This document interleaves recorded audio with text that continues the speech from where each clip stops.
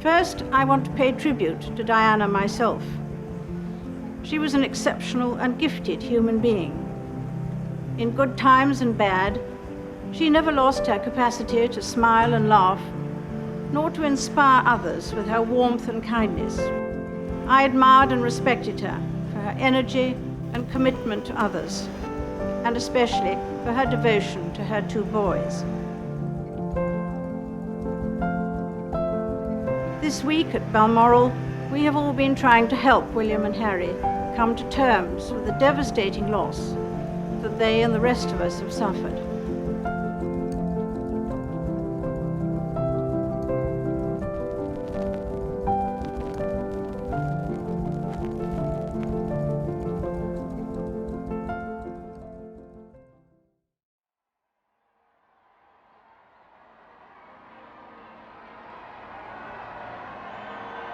On July 29, 1981, Lady Diana married Prince Charles and became Her Royal Highness the Princess of Wales.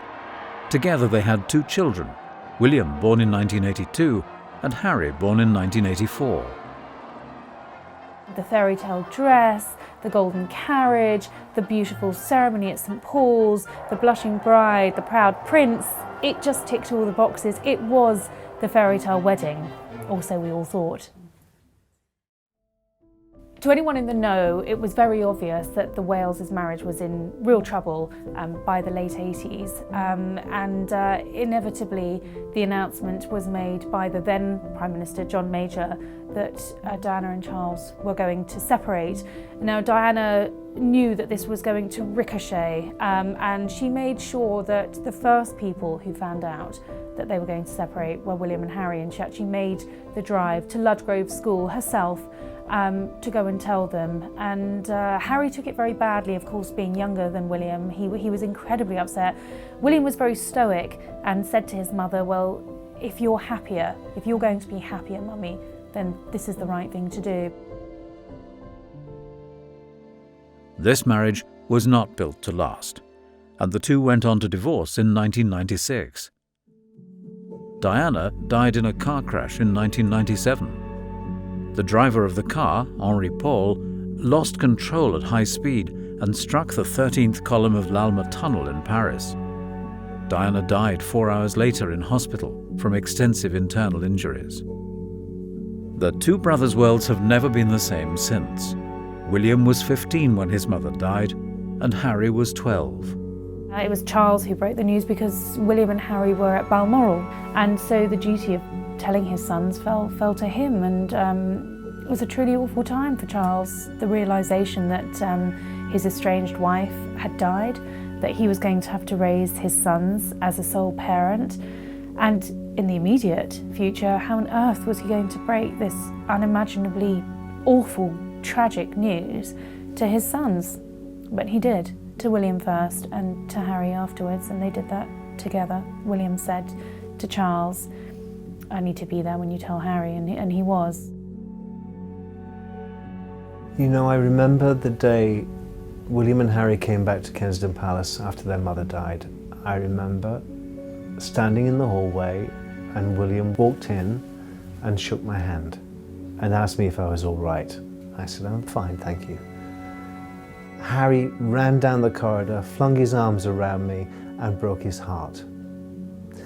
I still remember his tears wet my shirt through. He was broken-hearted.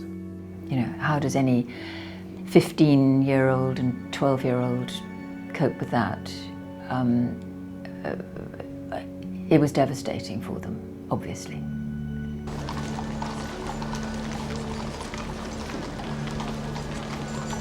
On the day of the funeral, William and Harry walked behind the cortege.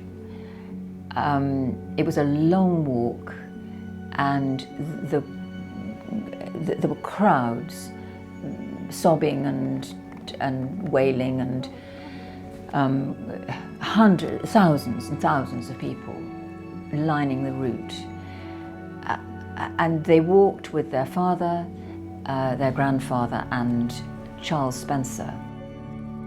William particularly took a lot of coaxing to walk behind his mother's coffin. It was something he didn't feel that he was going to be able to do.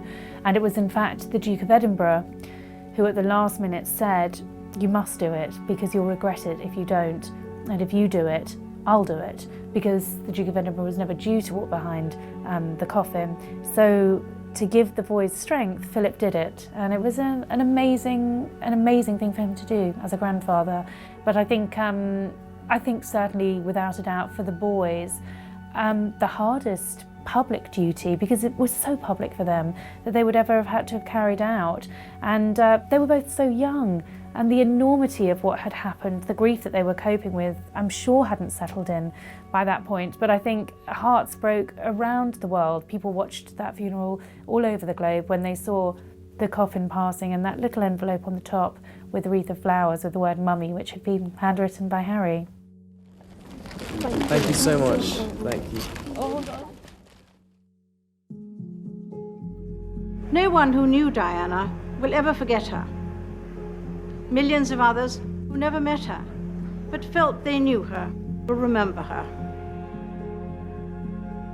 You know, I think that, you know, when you look at William and Harry today, you know, they're certainly more normal than perhaps, you know, their father was at that age. I think that, on the whole, was attributable to Diana's motherhood, quite frankly.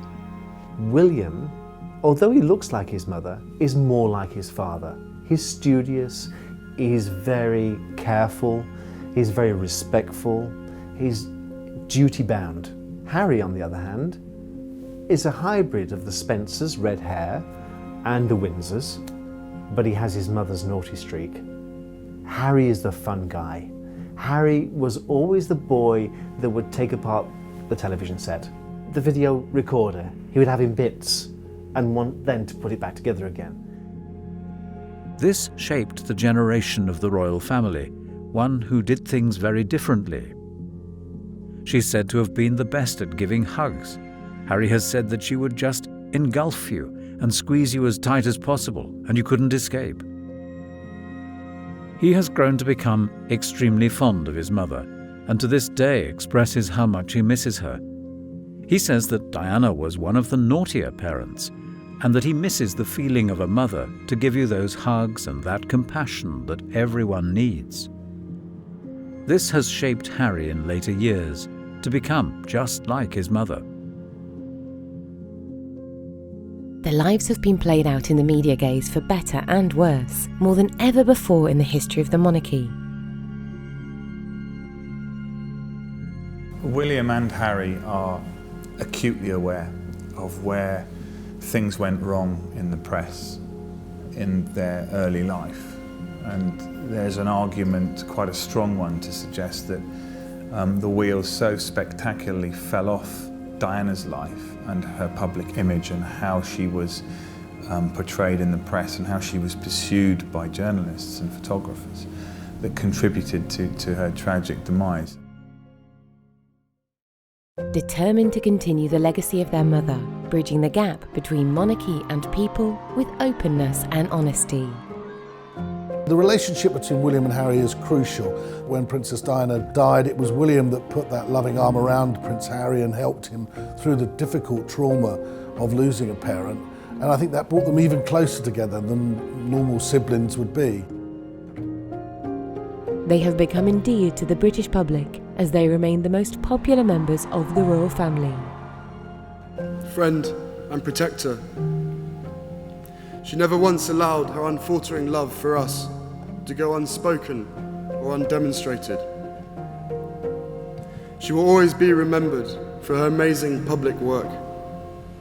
But behind the media glare, to us, just two loving children, she was quite simply the best mother in the world.